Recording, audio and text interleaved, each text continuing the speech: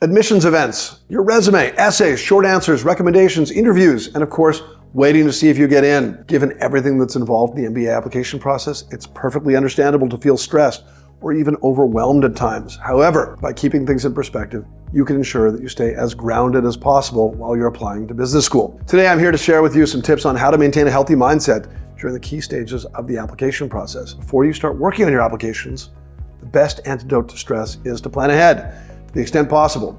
Ideally, get the GMAT, GRE, or EA out of the way a few months before the deadline. Talk to your recommenders early and have those conversations with students and alumni at your target programs before you start thinking about your essays. That way you'll be able to fully focus on the application in front of you when the time comes. While you're working on your applications, of course, that could be the most stressful time. Keep things moving and allow yourself the ability to reflect by working on application materials consistently throughout the week. Don't save everything for the weekend. This will ensure that you have enough time to reflect on what you're creating and that you won't burn out.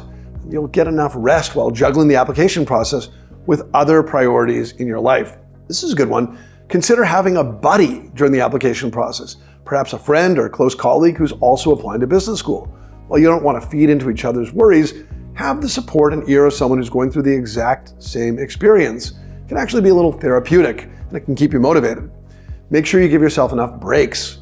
While you're working on essays or other application materials, regularly do some light stretching, engage in some deep breathing, drink some water, eat a healthy snack, or chat briefly with a friend or family member about something unrelated to your applications. You know yourself, do what it takes to make sure you're keeping yourself at a distance from your applications. And check in regularly with your recommenders. This will help ease your anxiety and ensure that writing the letters doesn't fall off their radar. It can be quite stressful to chase someone senior to you to make sure they're getting your work done. If you find yourself getting fatigued by an essay or hitting a wall, set it aside, then review it later with fresh eyes. You'll be surprised at how much more effective you'll be once you've had some time away. And once the deadlines are near, remind yourself that you're in the home stretch. You'll be hitting submit before you know it. The deadline is fixed. It's going to arrive. Just know that it's all going to be over and that you're going to have all of your time back soon enough. After you press submit, don't agonize over what you wrote in your applications. Move forward. Rest assured that given the holistic nature of the application review process, something like a small typo is not going to sink your chances. Of course, you should do your best to avoid those small typos, but there are lots of applicants out there who have very minor flaws in their application after submission, and they don't need to worry about these things in the grand scheme. They just need to focus on the strengths of their candidacy. If the school's rejected every single applicant with a tiny error or a small typo, I assure you the classes would not even be close to full. Again, we want to avoid errors, but very small ones, they tend to happen.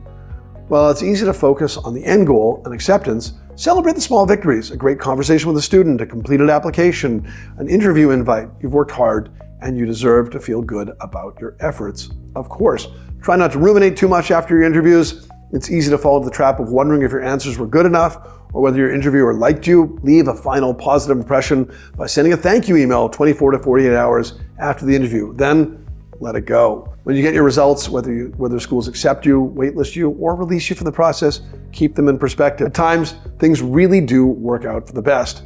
I can't count the number of times that applicants from their second choice school ended up loving it so much they were happy that their first choice schools didn't work out. And ultimately, the school you go to will not dictate your career. Soon after you start a job, it is your performance that matters, not your alma mater. Additionally, I've seen many applicants who weren't accepted to a program one year and successfully reapplied the following year. So sometimes no just means not now and can turn into a yes later. And if you're fortunate to receive multiple admissions offers, evaluate various factors before making your decision, but don't let your options overload you. Go with your gut and then get excited about the experience ahead. Overall, throughout your business school application journey, avoid becoming consumed by your MBA application situation by taking the time to enjoy yourself and stay connected with loved ones. They'll be there to support you no matter how things turn out. And of course, at the beginning, we talked about how time management is critical in this process. It's something a lot of people overlook, but here's a video on your MBA application timeline that will help you to plan out this process so that you can follow this video's guidance and have as stress-free process as possible. Thanks so much for listening and best of luck with your applications.